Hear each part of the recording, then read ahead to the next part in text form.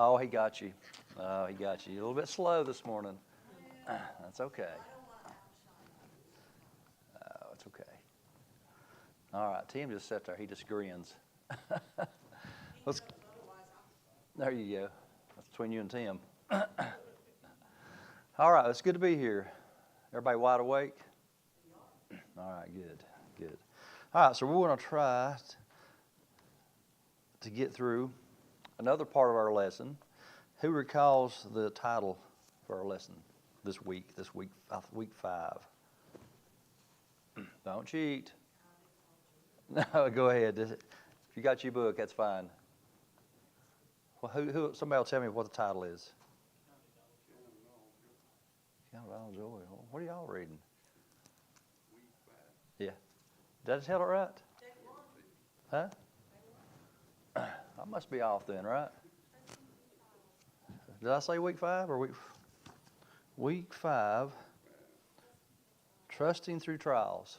I'm sorry. That's the heading title. Trusting through trials. All right. That wasn't very nice of me, was it? What book have you got there, brother? It's in there, isn't it? All right. Well, it's a good series. I think we've probably all heard this portion of Scripture. I know I have.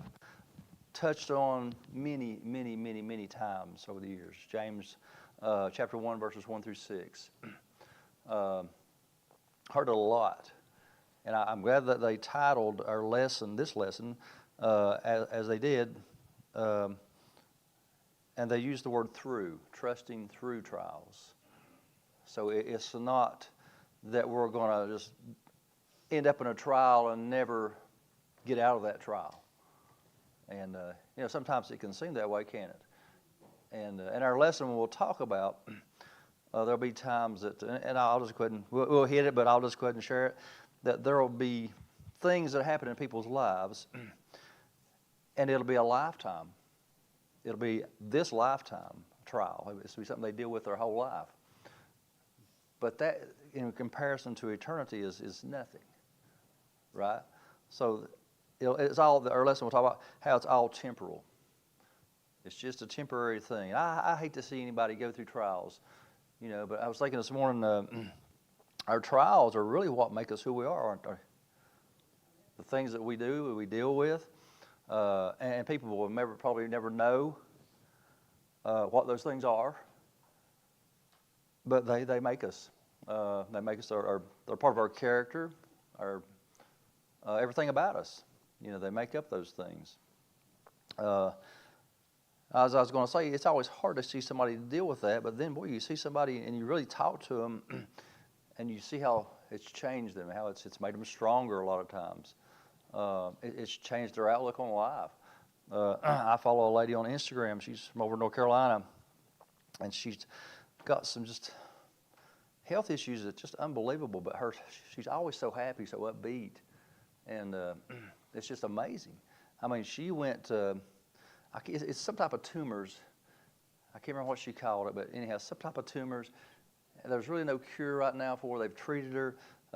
She lost her hearing in a night when she was 16, and just all the things, the different surgeries, and just the stuff she has dealt with. And it's just like how do you keep going? But yet she does, and she's an encouragement. She's encouragement to me, and I'm sure other people that get to hear her story. So, I thank God He gives us that grace that we need in those trials. And I think if you went through a trial, we've all been through trials, haven't we? Testings, let's say it that way. We've all been tested at some point. And we'll talk about that a little bit this morning, thinking about testing. But let's go back and read James 1 through 6, and then we'll get started. It says, James, a servant of God and of the Lord Jesus Christ, to the 12 tribes which are scattered abroad. So again, we find out that he's talking to an audience, those that have been scattered abroad, the Christians. He's talking to people that are already dealing with trials and problems. And their trials and problems were very severe. I mean, this is a time when Christians were being put to death, being imprisoned, Paul was involved in this during this time period. And the first thing he says to them, he says, "My brethren," he says, "count it all joy when you fall into diverse temptations." Again, I think we touched on that little word "all," and we know what "all" means, right? It's an easy verse to read, I think. It's very easy to read, but it's very difficult sometimes, challenging to do. I think it is. But he says, "Count it all joy when you fall into diverse temptations, knowing this," and there's a key word, is knowing. We have that hope. "But knowing this, that the trying of your faith worketh patience. But let patience have her perfect work, that ye may be perfect and entire, wanting nothing." So God has a purpose for the testings, the trials that we have in our lives. There is a purpose for it. And sometimes we may not understand the purpose, and sometimes we may not know the purpose right away. And that's where the trusting comes in, the trusting through trials. But he says, "If any of you lack wisdom, let him ask of God, that giveth to all men liberally, and upbraideth not, and it shall be given him. But let him ask in faith, nothing wavering. For he that wavereth is like a wave of the sea, driven with the wind and tossed." So he tells us we're going to definitely have trials. We're definitely going to have temptations. We're going to have problems in our lives. So we all know that already, right? That's a given. That's just a reality of life. I shared the quote with you. The lady, she said something to the effect, "You can argue with reality, but you'll only be wrong 100% of the time." And what she was saying, this lady, if you read her story, she had been through some severe, for her it was health issues. And she could act like nothing was going on. She could put it out of her mind, but it didn't change the fact. And sometimes we try to argue against reality, don't we? That's not happening. That almost that unbelief. But it is happening. And then James tells us that we need to count those things as joy, and we'll see why as we go through our lesson. So James was talking to the church. He's talking to his brethren, and he was talking to a group of people who their problems, their testings, their trials, they were not hypothetical. They were a reality, and they were their reality, and we all have that. So I'm not going to go back over the whole lesson, but I just want to hit a few of the things that kind of get us back up to speed. One of the last things we finished with was that trials are never enjoyable. But the reason we can give a joyful accounting of them is that God has a purpose for our growth. All of the fiery trials we encounter are Father filtered. I'm glad they put that in there. I always think of Job, people going through trials and testings. And we know that with Job, everything that took place in his life had to go through God. God had to say yes or no. And that's a comforting, if we'll stop and think about it, and that's my problem. I don't stop and think as I should. But if we stop and think, well, wait a minute, the Lord has allowed this to happen. So he knows about it. He's well aware that this is happening. So if we know that he's in control, he's going to get us through this, then I think that makes a big difference. It should make a big difference for us. But he talks about how all the fiery trials we encounter, again, are Father filtered. Nothing can come into our life that is not allowed by God. And he will not allow us to be tried above what we are able to withstand as we rely upon him. That's a reference to 1 Corinthians chapter 10, verse 13. So I put a question at the top of my notes, and it's a question. He says, "Count it all joy." And I put the question, do I have to? And do you have to? When you go through trials, do you have to count them as joy? No, you don't. We have a choice, don't we? I mean, God's not going to force us to be joyful about some of the things we go through. Now, He could, but He's not that kind of God, is He? He wants us to do it by choice. He wants us to do it through trust, faith, and confidence in Him. So it's our choice. It's my choice as to what I do with trials that come into my life, the testings that happen in my life. It's up to me how I handle those things.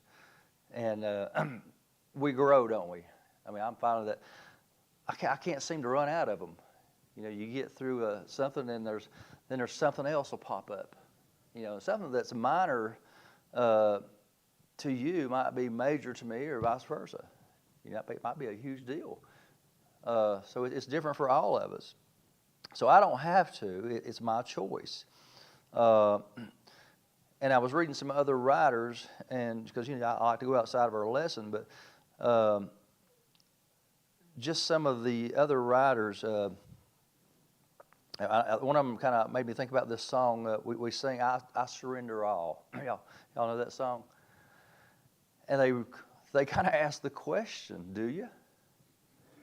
I thought, wow, that's a pretty good question. You know, we sing it, but do we? And so there's a difference, isn't there? We sing a lot of the songs. They're beautiful songs, but, they have a spiritual meaning behind them. A lot of the old hymns, I mean, the writers, they wrote from the heart. They wrote from events that took place in their lives. That song, "It Is Well With My Soul."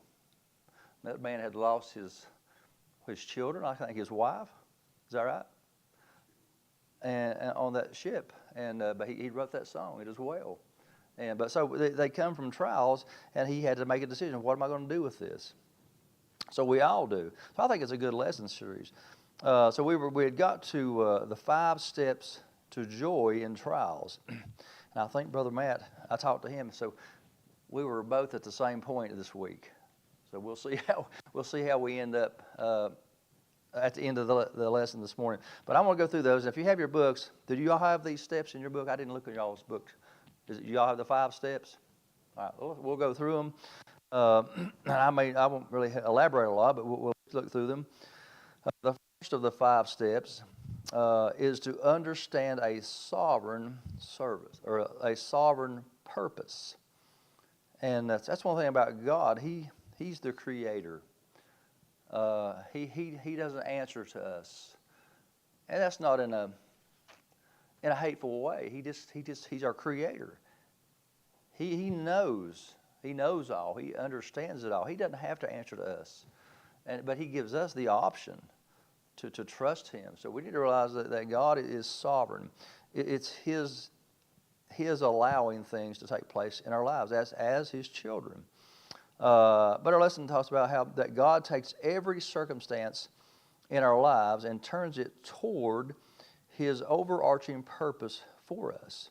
And what is that purpose? Well, it's to be conformed to the image of His Son. You know, when you conform something, what do? You change it. You shape it, don't you? And I always think about, we've all had Play-Doh, right?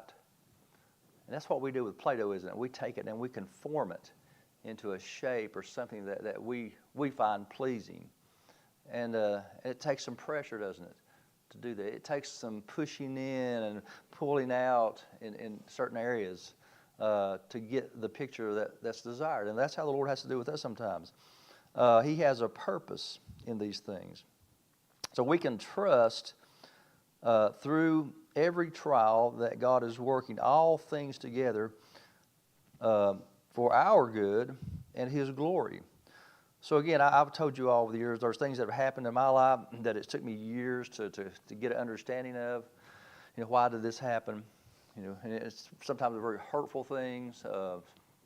But then God gives you that answer. And then there's some things that you don't get the answer that you think you should get, but yet you find that it has made a difference in your life. It's helped you to be a different person. It's helped you to help somebody else. It says in Romans 8:28 and 29, he says, and we know, and again, that's a key, and I've heard preachers, and I'll reference or make a point of it too. We know, so we don't guess, we don't think. He says we know. As believers, we should know this. And we know that all things work together for good to them that love God, to them who are the called according to his purpose, for whom he did foreknow, he also did predestinate to be conformed to the image of his Son, that he be the firstborn among many brethren. And I have in Luke, I'm going to look at a verse there real quick, a couple of verses. But in Luke chapter 6, a couple of verses, I believe if I remember right, it's the Lord, he was talking to his disciples. He was letting them know kind of what's going to be taking place. But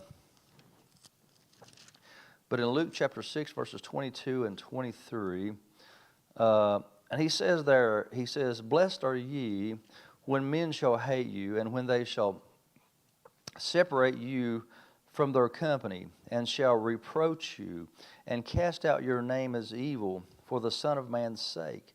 And then he tells them this. He says, "Rejoice ye in that day, and leap for joy."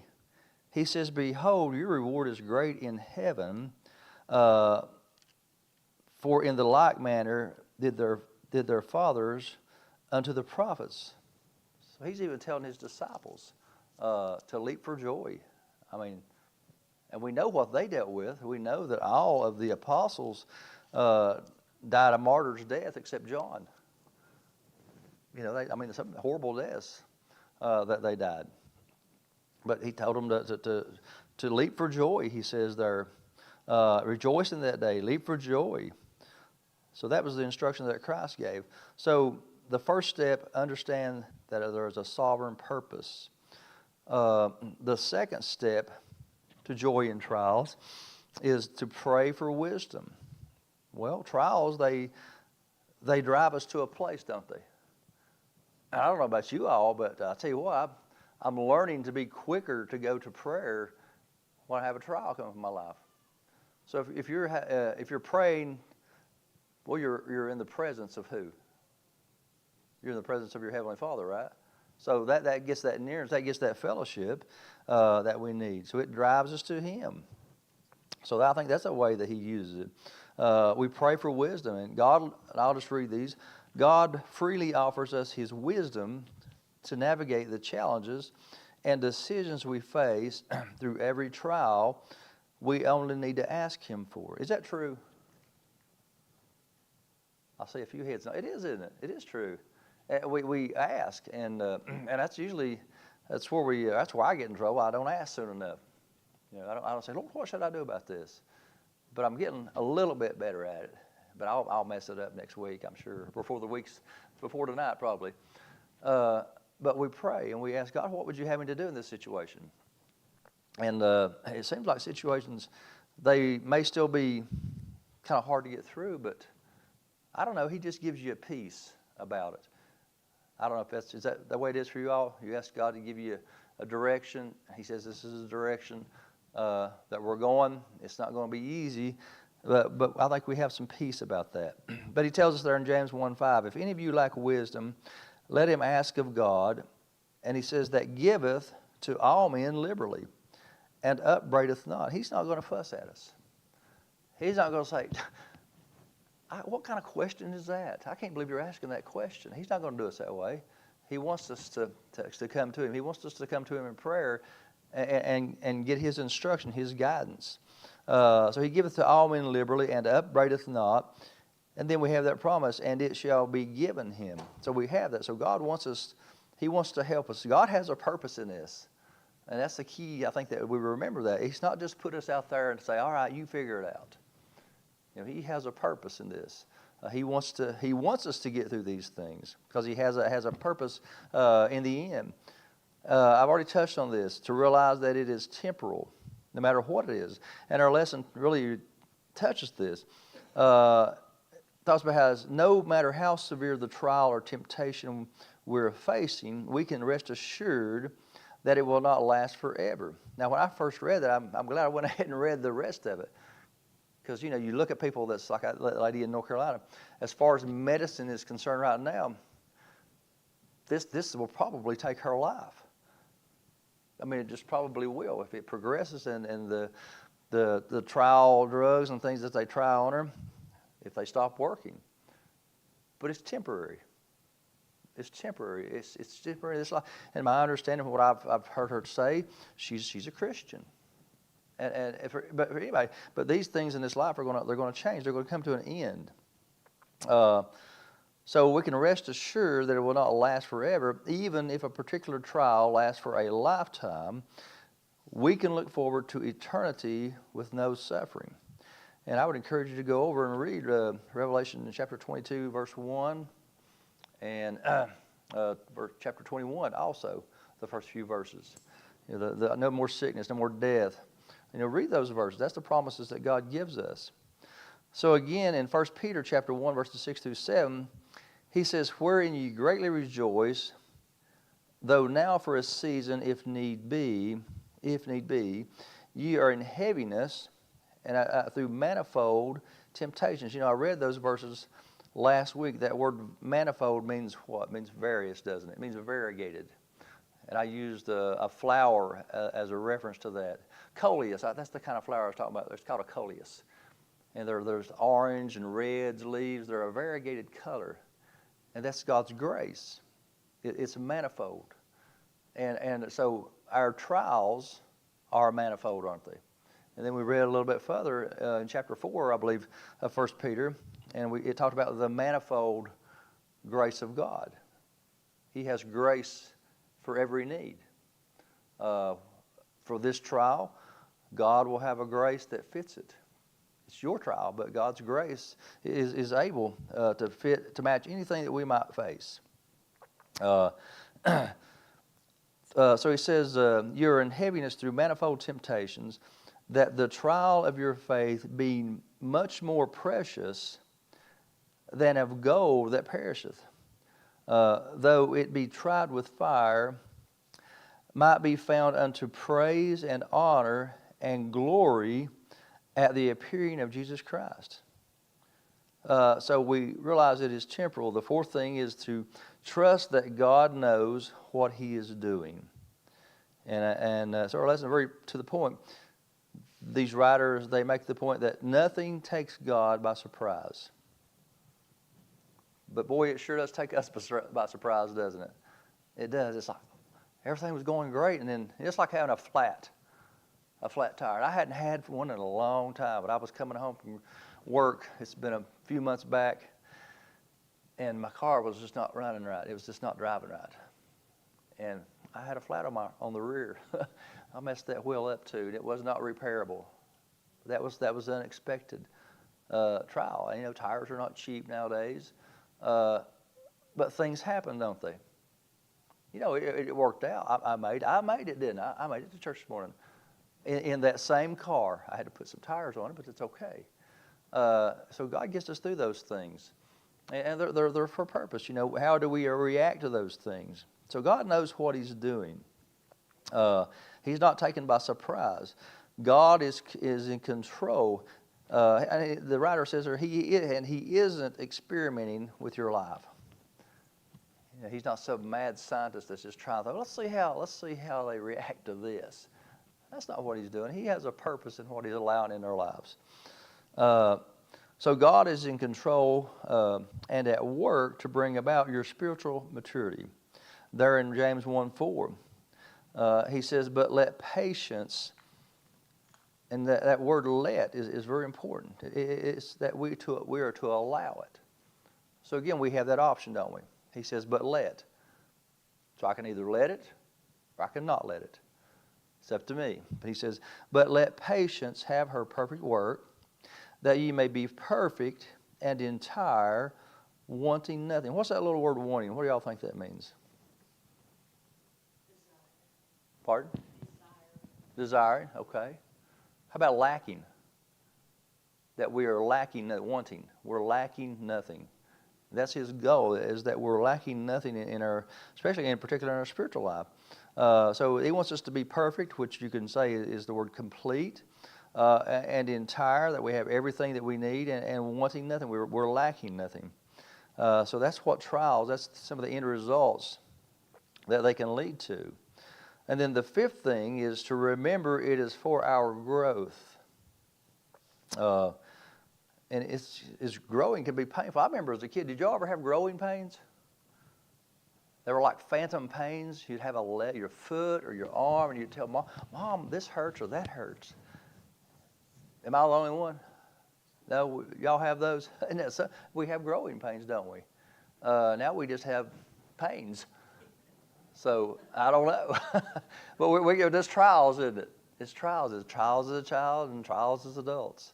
But we need to remember that it is for our growth. And I think it was, it's in our book, so I will share it. We'll read it when we get to it. I get ahead of myself, don't I? Because you read things and you read them so many different places.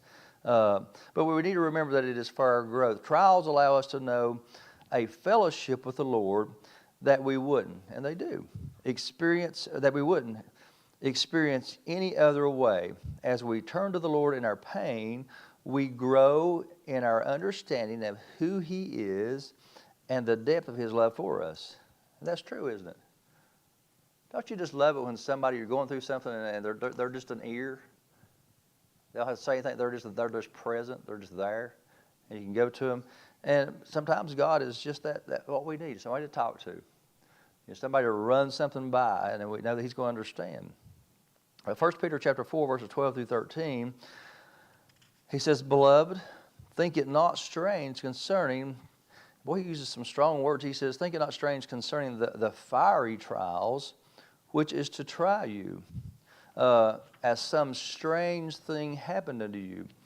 He says, "But rejoice, inasmuch as ye are partakers of Christ's sufferings, that when His glory shall be revealed, ye may be glad also with exceeding joy." So there is an end, and it's for our growth. It's for our benefit of what the Lord is doing. So we look at an accounting of joy, and then our next point, I think, in your book would be an accounting of assurance. It talks about how that when we go through times of trial, and this is very true, that Satan will often try to plant lies that lead us to doubt and fear in our hearts. And he does, doesn't he? He does. He gives us that he wants to give us that spirit of fear. But that's not what we are given as Christians. We don't have to live with that spirit of fear. The devil wants us to fear. He wants us to doubt. We know that John 8:44 tells us that Satan is a liar and the father of all lies. He wants us to doubt everything about God and His ways. He does that. We get in a trial and we have that choice. God doesn't like me. He's mad at me. Why is He doing me this way? And if we're just honest, I'll say we've all had that question pop into our mind. Why me? Why is this happening to me? And so we're flesh, aren't we? But God gives us some reassurance of what we can know during times of trial. He says there in James 1:3, he says, knowing this, and I highlighted and underlined it for myself, but he says, knowing this, that the trying of your faith worketh patience. And the word knowing refers to understanding and perceiving. So it helps us to understand, and we need to know and understand what God is doing. So in times of trial, we can recognize that more is happening than we can see. And sometimes it's more than what we can know. So what can we know? Well, we can know that God is working. We can know that God is working in our lives even when we aren't able to see Him at work. And that's true. Y'all own anything that works but you don't see it working? I came to church this morning. I don't know. I got in, put the key in, turned it over. Of course, the silence, like a submarine, she's silent but working. I didn't get out and see if there was an engine in there, but I knew there was something that was working. And we don't always see what's working or how it's working, understand it, do we? But we can understand that there's something that is working, and it is God. So I know I heard that buzzer, but I want to ask you the question, and I thought it was interesting. As I read this, like I say, I was reading some other writers, and he just asked some good questions. And I put it to my own words, I guess. But why do we test things? What do you all think? Now, he used a reference for the, I think it was for when they were doing the space shuttle missions, and the heat shields they put on the nose cone. I'm sure lots of areas of that aircraft. Well, they test those things. Why do you think they tested them? To see that they worked. Now, a lot of people would say, well, oh, they tested them to see if they would fail. And I thought, well, that's not how God does. That's not what God is doing. He does not test us to see if we'll fail, because that is not His goal. He does not want us to fail, does He? But we test things to see if they'll fail. But God tests things to make them stronger, to make them better, to see their worth. We test things to know their worth. We test things, or God does, I think, or we do also, to know their fitness for a particular thing. You know, they may have had to change out the makeup of those panels more than once. You know, different composite materials that could handle the heat. But they were testing for a good outcome. And so we need to look at it that way. That's what God is doing. Test for dependability. So I just put that God does not test us to see us fail, but to see us grow and mature. So that's His goal. It's the desired outcome that we have to look at sometimes. What's God's purpose in this? You know, why is He doing this? It's not to destroy me. It's to make me better. It's to make me stronger. So I may go through this trial and think, well, that has nothing to do. Then I'll face something else, and I think, boy, I'm glad I went through that, because now I can handle this. So we all go through these things. So we need to know that testing produces fruit. And the word trying in James 1:5, translated from the Greek word, I don't know these Greek words, but it's a dokamion. It refers to a testing and proving. The same word in the noun form is translated in 2 Timothy 2:15 as referencing something that has been approved after being tested. Notice what he says here. He says, study to show thyself approved. So the testing, and it's for a purpose, and it gives evidence later. There's evidence from this to show thyself approved unto God, a workman that needeth not to be ashamed, rightly dividing the word of truth. So the trials that we undergo are for the testing or the proving of our faith. And I'll finish with this verse here. Romans 5:3, he says, and not only so, but we glory in tribulations also, knowing that tribulation worketh patience. So they do. So we'll stop with the heading, know that testing produces fruit. And it does, doesn't it? It does. If you got a tree that's not growing and not facing some storms in life, well, for one thing, it's probably not a tree that's outside, is it? So it's going to face some storms. It's going to be stronger because of that. Bear fruit. So we'll stop there. I'll have to get with Brother Matt and see how he did this morning. Appreciate you all.